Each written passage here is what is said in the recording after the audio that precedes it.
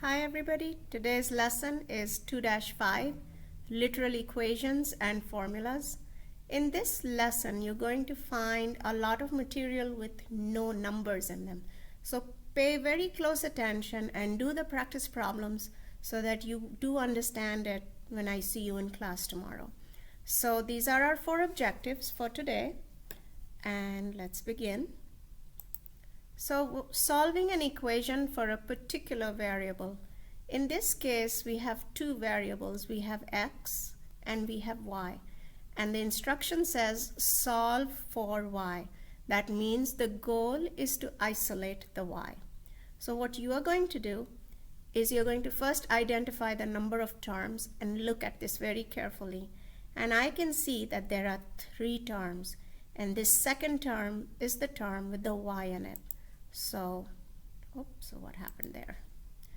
Let's do this and clear. So now we have these 3 terms.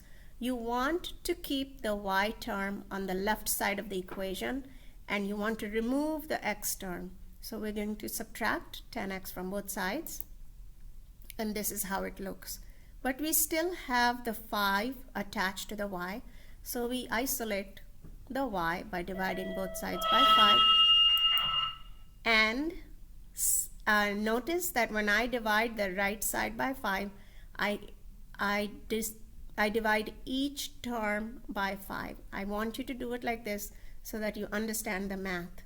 The result is y is equal to 16 minus 2x. And so you have isolated the y in this equation. Of course, this is the easy one, so let's try this one by yourself.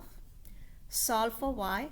I want you to solve it and then check if you got it right, and these are the steps to getting it right. Identify the terms, isolate the term with the y, and then isolate the y itself. Remember to divide each term by 5, and then your final answer should be boxed. And it's okay to leave the improper fraction over here because it's part of another answer. So the next thing is to understand that factoring is the inverse of distribution. So you are familiar with taking 2 and multiplying it with x plus 1, and this process is called distribution, and that becomes 2x plus 2. The reverse process is to find out 2 times what would give you 2x plus 2. And this reverse process is known as factoring.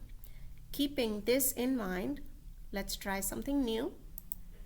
Here we have an equation. It says ax minus bx is equal to c, and it says solve this equation for x.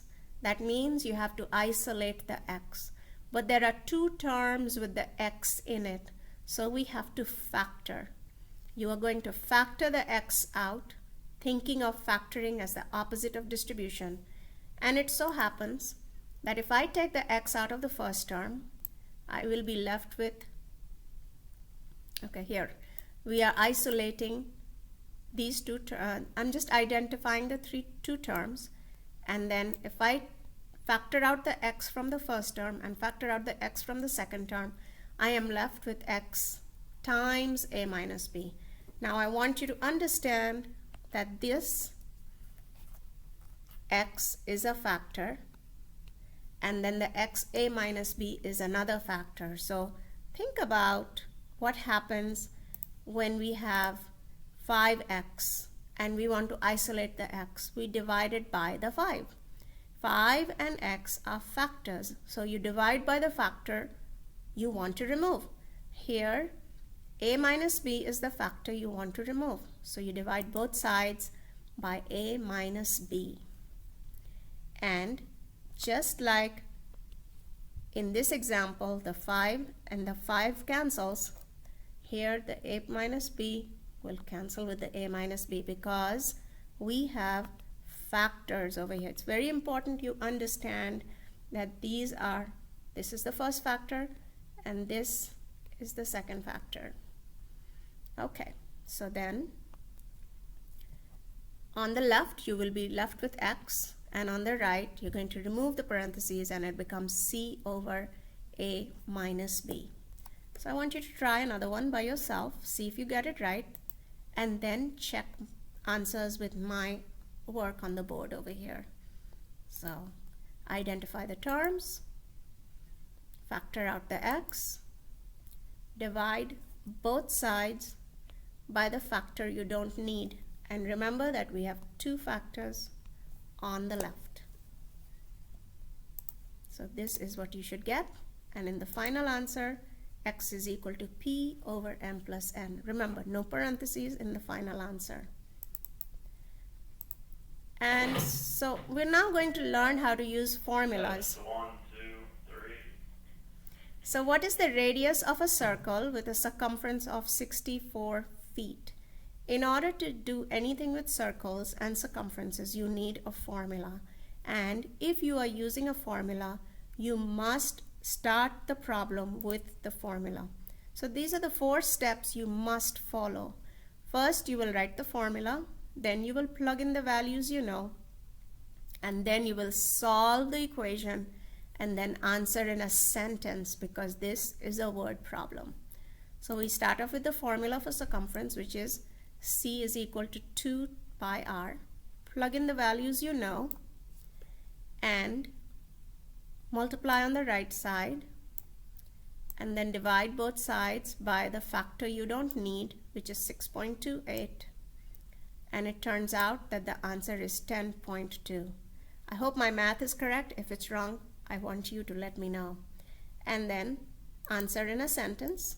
The radius is 10.2 feet.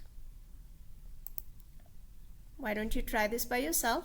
The area of a triangle with a base of 8 is 24 square units. Find the height of the triangle. Remember to write the formula, to plug it in, to solve, and write the sentence. So the formula is area equals base times height over 2. I like this format because the half BH confuses me. But you can use whichever one you want.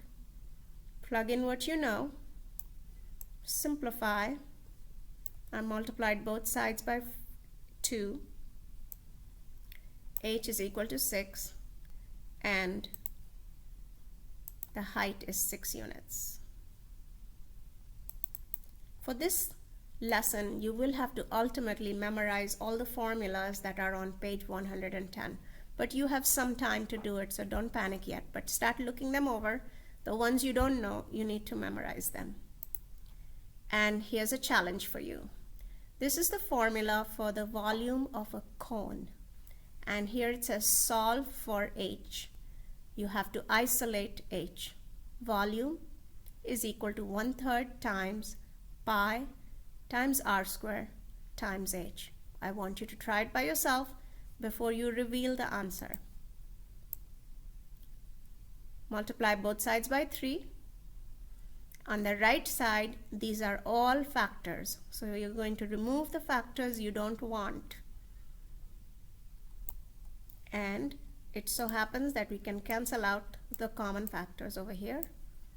And the final answer is like so, which you can box as your final answer. So I want you to complete these 5-6 questions, and I'll see you in class.